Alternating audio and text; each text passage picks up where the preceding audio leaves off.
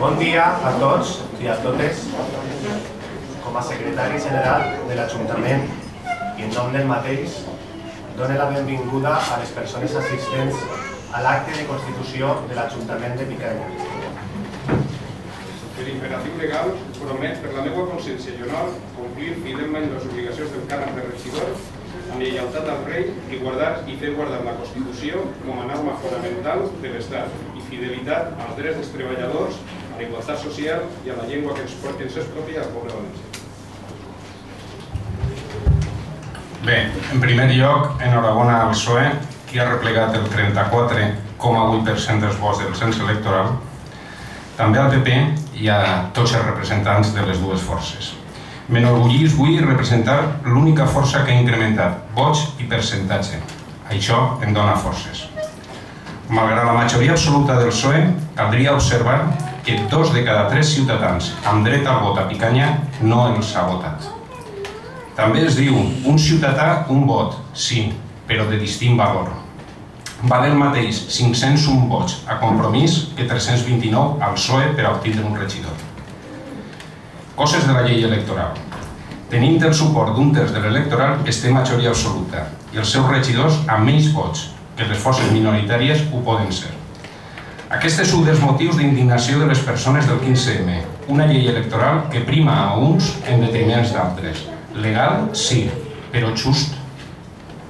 Eixa legalitat que subvenciona els bancs, que són actors i causants fonamentals de la situació econòmica que patim, i al mateix temps, legalment també, castiga les seues víctimes, els ciutadans que veuen perillar la seva vivenda digna com garantís la Constitució. I així podríem fer un repàs a moltes de les justes demandes de les persones indignades. En eleccions, un ciutadà em preguntava què és Compromís, i jo, basant-me en una faula de Tony Douglas, un activista canadenc, li contestava. Hi havia un país de ratolins on jugaven, vivien i morien. Fins i tot tenien un parlament. I votaven cada 4 anys. I tornaven a votar. Cada 4 anys s'il·lusionaven davant les promeses i triaven els grans i grossos gats negres per a governar-los.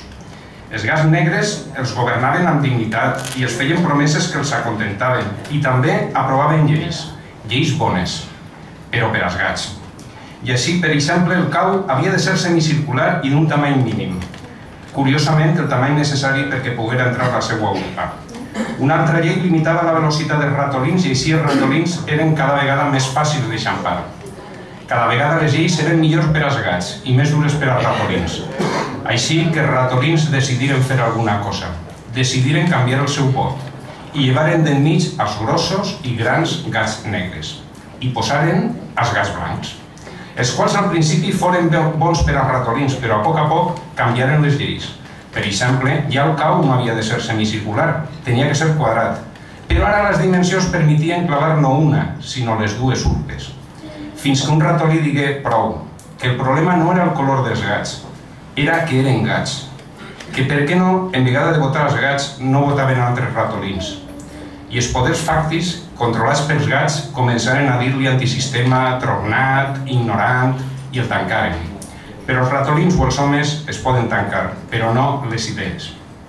Fins ací el resum de la faula. El ciutadà em va dir que es feia una idea del que era Compromís, i després de les eleccions me'l vaig trobar de nou i em digué: crec que no sóc l'únic que ha comprès què és Compromís.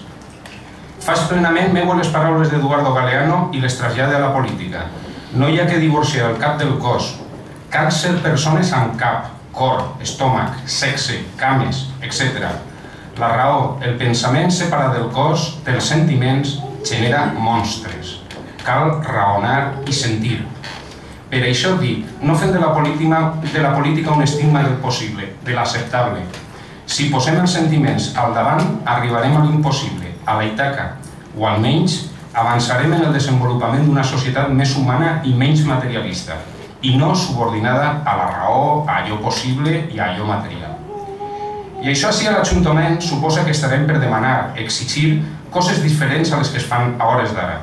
Per exemple, que els llocs de treball siguin coberts per oposicions igualitàries i les vacants provisionals es cobrisquen mitjançant borses de treball públiques i controlades pels sindicats.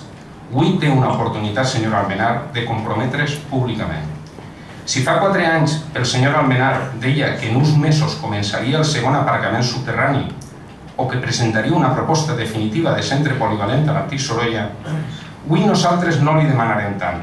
Li demanaríem que es comprometera a ser escrupolós en facilitar a l'oposició el control de la gestió de l'equip de govern i que puguem accedir a veure les factures que s'aproven. Més de 2 anys hem estat demanant-les i no hi ha manera. I així no vol dir que el PP és pitjor a la Generalitat, que ensenya poc i malament, perquè aquest és el discurs de qui es reconeix culpable. El demanem que respecte els acords plenaris, com per exemple el de convocar ple ordinari l'últim dijous de cada mes. Si no, difícilment els veïns i veïnes poden acudir, fer preguntes i l'oposició fer preguntes i presentar mocions.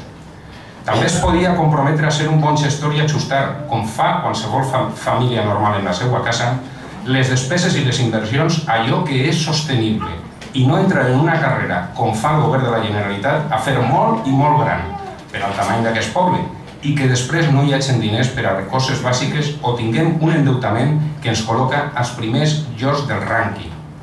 I no, tampoc no vol dir que els altres més. Primer, perquè pocs hi ha amb més deute.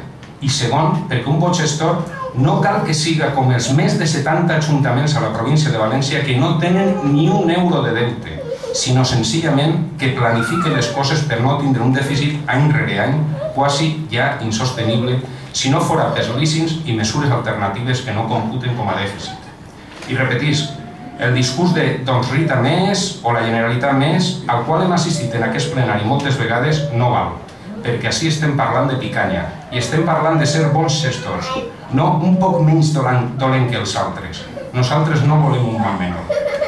També es podia comprometre al compliment del ROF que estableix que els grups municipals disposaran de local i mitjans tècnics suficients per a exercir la seva tasca i no ho interpretarà depenent de si obté majoria absoluta o no.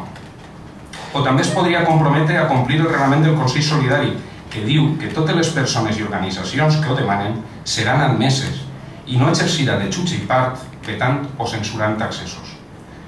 Avui hem escoltat parlar de compromís amb el valencià, doncs ara té ocasió de dir que aprovarà un reglament de normalització lingüística, quasi l'únic ajuntament de la comarca que no el té, o aplicar el requisit lingüístic que el seu partit defensa cara a la Generalitat. Però així que governa. També li demanarien que no faci servir el de casa en casa com a òrgan de publicitat del partit i personal. Cada 3 o 4 números, entrevista personal al senyor Almenar i en l'últim número i memòria del 2010, en total 12 planes i 12 fotos del senyor alcalde on apareix ell algunes xicotetes, això sí. També ens agradaria escoltar que es lluitarà contra l'aïllament d'una part del poble o de la realització d'una ecoauditoria o d'un casal jove, etc. L'informe que els 4 anys són llargs i si no ho diu vostè, li ho proposarem. I li ho proposarem des d'una vessant progressista, participativa, amb fermesa, perquè és el nostre paper. Controlar, proposar, informar i ser coherents amb allò que ens hem compromès amb la ciutadania.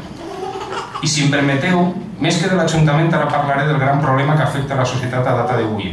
L'economia, l'atur, la desafecció política, la indignació de la ciutadania amb el funcionament de la societat. I vull aprofitar per il·lusionar i dir que és possible un canvi. Un canvi millora sense falses demagògies, ja que sembla que en tot l'espectre polític es diuen les mateixes coses. Defensa del medi ambient, dels interessos dels més desafavorits, del valencià, de la sanitat, de l'educació, dels serveis públics, però a l'hora de la veritat, d'aquestes idees, la plasmació d'aquestes idees deixa cadascú en el seu lloc. Nosaltres no renunciem a l'utopia, ja que si no deixarien d'avançar. Actualment, una gran part de la població està reviscolant i està percebent que el deteriorament de l'educació, la sanitat, els serveis bàsics estan posant-se al servei del gran capital. I uns, perquè són les mans executores d'ells, i d'altres, perquè diuen que és inevitable, renuncien a plantar cara i cercar alternatives, i al remat fan el mateix. Cal ser utòpics, com aquells que en Anglaterra a mitjans del segle XIX defensaven la prohibició de treballar als menors de 14 anys, o com aquells que demanaven el dret al vot femení a principis del segle passat, per posar uns exemples, que eren utopies aleshores i són realitats a hores d'ara. El sistema trontolla i els poders polítics defensen aquells que han especulat i que amb avarícia han posat a la vora del caos l'economia mundial. Per a ells és un temps de dubtes i renúncies, per a nosaltres és un temps d'indignació, de canvi i d'il·lusió. Uns han agafat el discurs de la socialdemocràcia però fan polítiques neoliberals i la socialdemocràcia repudia els seus propis fonaments i tots dos alenten les privatitzacions, disminueixen el poder de l'Estat front al capital, toleren desigualtats, promouen l'allargament de l'edat de jubilació, practiquen el desmantellament del servei públic i emparen les fusions de empreses i mimen els bancs. Però els ciutadans, uns amb la seva desafecció i d'altres amb la seva indignació, estan fent que cada vegada més la gent es comprometa amb un canvi i vulga un canvi i aprecia que el tema no és ser un poc menys dolent que l'altre. El tema és proposar altres alternatives, ser diferent, ser ètic, transparent i sense por a la participació. I per finalitzar, he de demanar disculpes per no fer el discurs protocolari que tal vegada tots esperaven, però en aquests moments no em naix així. Estem molt preocupats per la sanitat, l'educació, el treball, etc. Malauradament, no és temps de primar el protocol per damunt de la denúncia, la conscienciació, la reflexió i la proposta. I acabaré com he començat, amb punts del manifest del 15M de València. Cal una revolució ètica. Hem posat els diners per sobre l'ésser humà i hem de posar-los al nostre servei. Som persones i no productes del mercat. Moltes gràcies.